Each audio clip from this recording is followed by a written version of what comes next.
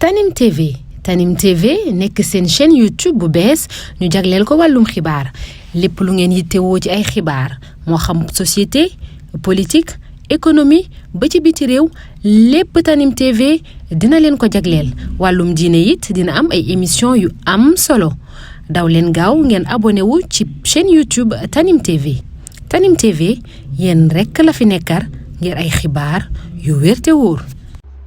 salaamaaleykum wa rahmatullahi wa barakaatuhu. Sëriñ Abdul Aziz ibnu Sëriñ Mouhamadul Haadi Touré man la Mouhamad Ahmad Lo déglu naa sa kàddu yi maa ngi koy rafetlu bu baax a baax te ànd ak yow ci bu baax a baax ci ne nit warta nekk ci am réew di dégg ñuy wax ci diine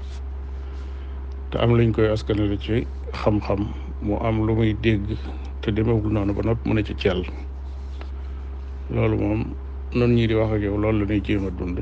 suñ déggee lu ñu jàpp ne du noonu ñu wax ci la ci suñ xalaat suñ waxee lu dul noonu it ku ko dégg nanu dimbali wax nu ca xalaatam ndax su fekkee ne danoo juum nu mën a dellu gannaaw lu aju ci gone yooyu yi ngay wax it noonu yi nga leen déggee noonu lañ leen déggee jàppal nañ ne responsabilité ban ca amit yéen itam moom ngeen ca am ndax mag ci magi réew mi ngeen bokk ci borom xam-xam yi réew mi ngeen bokk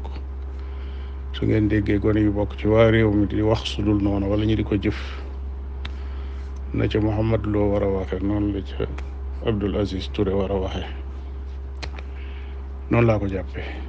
leneen li ci des mooy waxi Cheikh Ibnu Usaymin jii de dama xamut kañ laa wax ne waxu ko xam naa ne bi nga may yónnee sa kàddu yi boole ko texte bi waroon nga maa dimbali booleel ma ci fa ma doon waxe ne waxu ko ndax mën naa doon lu yàgg loo xam ne xëy na gisaguma ko woon ba noppi ëppale woon ko loolu mën naa tax ma ne waxu ko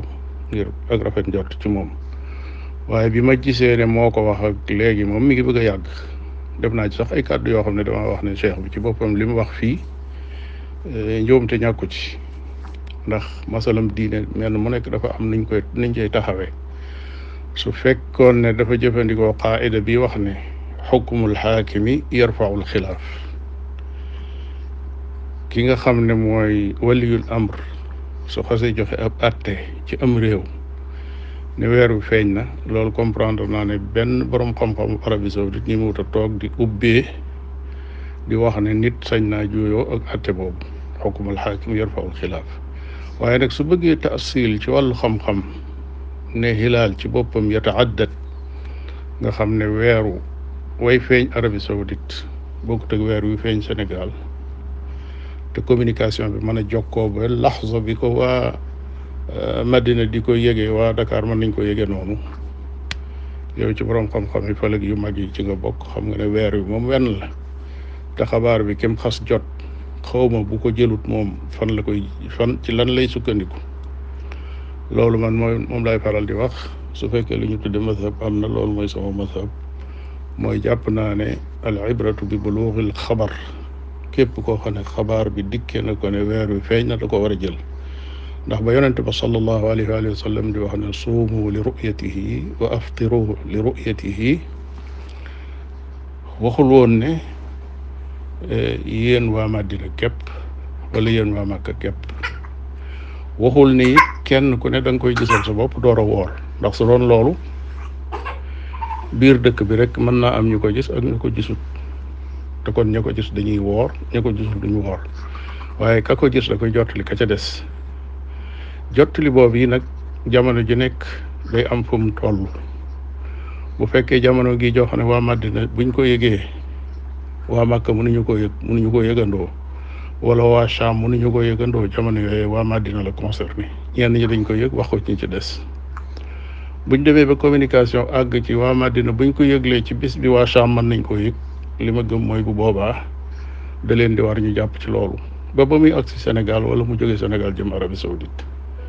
loolu yi mooy mazhab bi ma jàpp ne mooy bi gën a dëgër te it nag mooy mazhabu imam Malik bi nga xam ne lu bari ci nit ñi buñ déggee ubbee bu jooyoog moom ngërëm dañuy tuumaal nit ñi ni ñi ay xanaabila lañ wala leneen lañ.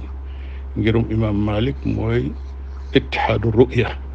boo delloo ci seen téere yëpp loolaa ca nekk. wallahu alam ñi ngi dellu si waat di leen sant bu baax a baax a baax ci kàddu yi di ci am mbégte itam.